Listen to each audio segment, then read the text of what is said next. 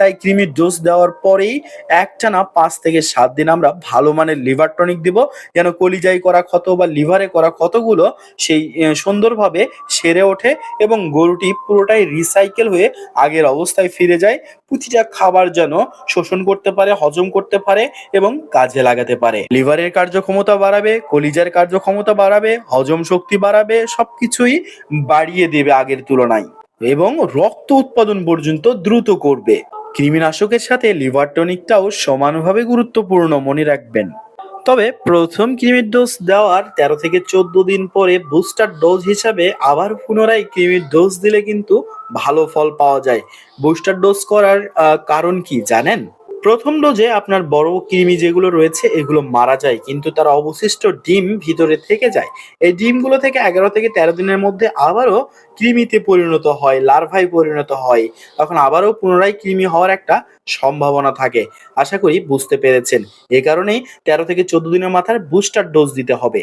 আর আমার ব্যক্তিগত মতামত জানতে চাইলে আমি যেটা করি সেটা হচ্ছে নাইট্রোনিক্সিল ইনজেকশন দেই, তার 14 দিন পরে ট্যাবলেট আইটেম দেই অবস্থা বুঝে কৃমির, তার 21 দিন পরে আইভারমেকটিন 1% ইনজেকশন পুশ করে থাকি তার অবস্থা অনুযায়ী, কৃমির অবস্থা বা কৃমির পরিমাণ দেখে।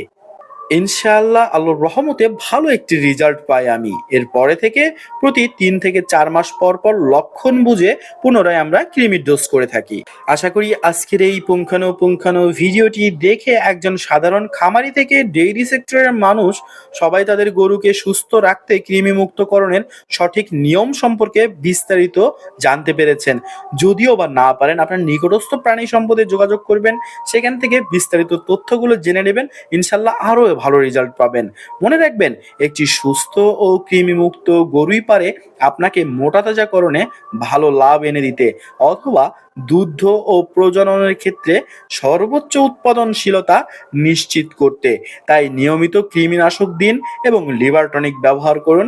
আজকের ভিডিও ভালো লাগলে লাইক দিবেন, কমেন্ট করবেন, আর আপনাদের কোনো প্রশ্ন জানার থাকলে আমার গ্রামের মানুষ চ্যানেলের সাথে যুক্ত থাকবেন এবং কমেন্টে জানাবেন। আর গ্রামের মানুষ চ্যানেলটি সাবস্ক্রাইব করতে ভুলবেন না। ফেসবুক থেকে দেখলে অবশ্যই ফলো করবেন। দেখা হবে নতুন কোনো ভিডিওতে।